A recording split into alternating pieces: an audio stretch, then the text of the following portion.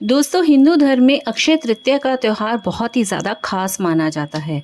अक्षय तृतीया का पर्व प्रत्येक वर्ष वैशाख मास की शुक्ल पक्ष की तृतीया तिथि को मनाया जाता है। अक्षय तृतीया वह तिथि है जिसका कभी भी क्षय नहीं होता।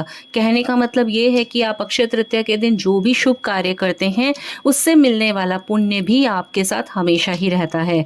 इसीलिए आपको हमेशा अच्छे कार्य ही करने चाहिए, क्योंकि गलत कार्य करने पर भी आपका पाप भी अर्जित होगा और उसका भी क्षय नहीं होगा। इसीलिए कहा जाता है कि अक्षय तृतीया के दिन बहुत ही शुभ काम करने चाहिए।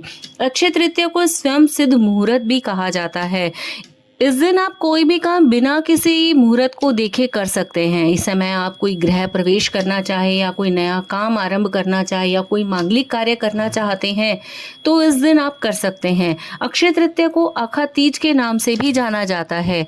तो अगर अक्षय तृतीया के बारे में आपको और भी जानकारी चाहिए तो आप हमारे इस वीडियो को लास्ट तक ज़रूर देखें, क्योंकि अपने वीडियो में मैं आपको बताऊंगी अक्षय तृतीया हमारे लिए इतनी खास क्यों है और अक्षय तृतीया पर सोने खरीदने के अलावा आप कौन सी और वस्तुएं भी खरीद सकते हैं जिनसे आपकी लाइफ में बहुत ही शुभ फल की प्राप्ति हो।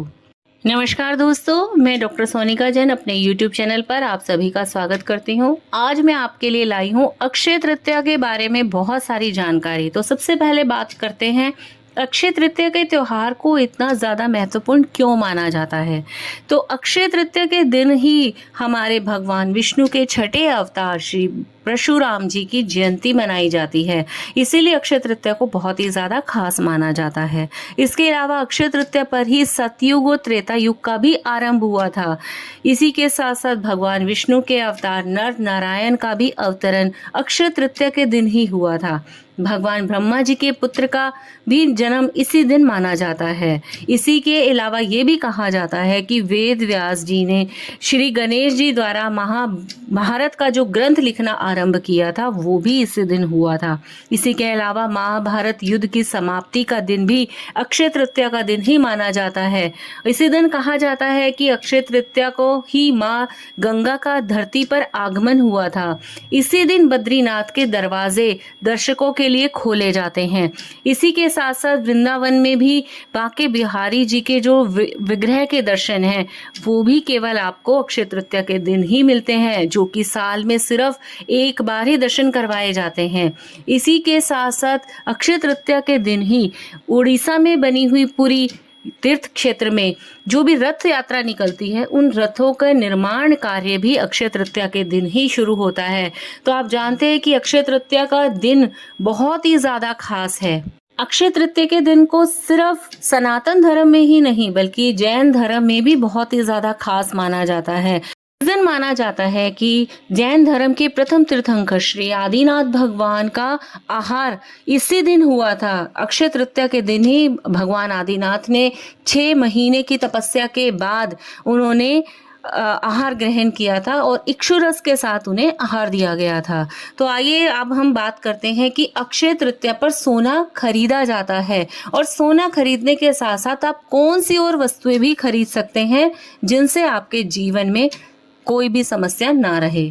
सोना खरीदना अक्षय तृतीया के दिन बहुत ही ज़्यादा शुभ माना जाता है, लेकिन आप सोने के अलावा भी बहुत सारी वस्तुएं हैं जो आप खरीद सकते हैं। तो सबसे पहले हम बात करेंगे मिट्टी के बने हुए मटके या कलश। अगर आप अक्षय तृतीया के दिन मिट्टी के बने हुए मटके या कलश को घर लेकर आते हैं और उसे जल से या फिर चावल से भरकर अपने घर में स्थापित करते हैं तो आपके घर में कभी भी धन धान्य की कमी नहीं होगी। आपका घर हमेशा ही फला फूलता रहेगा।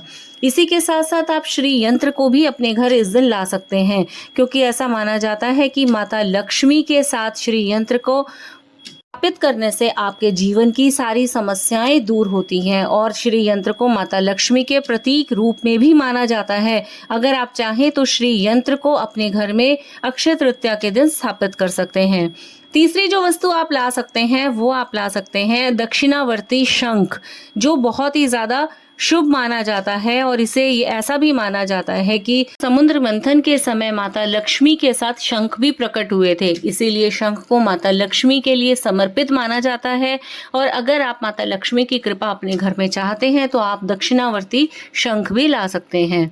इसके अलावा आप अपने घर में एकाक्षी नारियल भी लाकर स्थापित कर सकते हैं। अगर अक्षय तृतीया के दिन आप एकाक्षी नारियल अपने घर में लेकर आते हैं और उसे अपने घर में स्थापित करते हैं तो आपके जीवन में बहुत ही ज़्यादा माता लक्ष्मी की कृपा होनी शुरू हो जाती है। माता लक्ष्मी को कोड़ियाँ भी बहुत ज़्यादा पसंद है। आप अक्षय तृतीया के दिन कोड़ी लाकर माँ के चरणों में अर्पित कर सकते हैं और इससे ऐसा करने से माता लक्ष्मी की कृपा आपके ऊपर बनी रहती है। कई लोग इस दिन उपवास भी रखते हैं और आप इस दिन अगर उपवास रखते हैं तो आप ज़रूरतमंद लोगों को नमक, घी, सब्जियां, फल और कपड़े भी दे सकते हैं। ये बहुत ही ज़्यादा शुभ रहता है।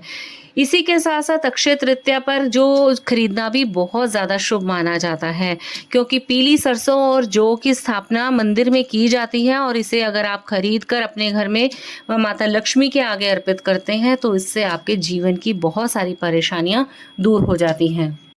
दोस्तों, ये तो सभी बातें हुई जो आप अपने घर में बाजार से लाकर अपने घर में स्थापित कर सकते हैं। इन सभी के साथ साथ अक्षय तृतीया पर आप कुछ उपाय भी कर सकते हैं जिससे माता लक्ष्मी की कृपा आप पर हमेशा बनी रहे। आप अपने घर की तिजोरी में एक एकाक्षी नारियल लाल कपड़े में बांध कर रख दें। अगर आप ऐसा करते हैं तो माता लक्ष्मी आपके ऊपर हमेशा अपनी कृपा बरसाती है।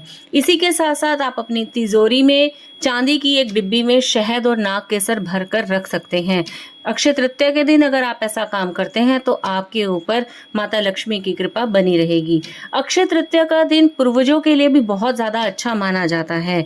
अगर किसी पितरों का आपको तर्पण करना है तो उस समय आप कर सकते हैं। अक्षय तृतीया के दिन पितरों के तर्पण के लिए बहुत ही ज़्यादा शुभ माना जाता है।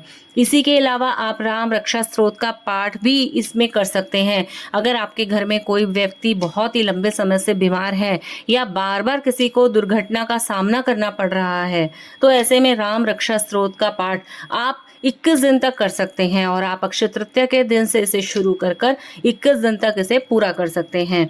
इसी के साथ आप अपने घर के मुख्य द्वार पर अक्षय तृतीया के दिन आम के पत्तों की या फिर अशोक के पत्तों की बंदरवार जरूर लगाएं, क्योंकि माता लक्ष्मी के मंत्रों का जाप करने के बाद अगर आप बंदरवार अपने घर में लगाते हैं तो धन की देवी का आशीर्वाद आपके घर पर हमेशा बना रहता है।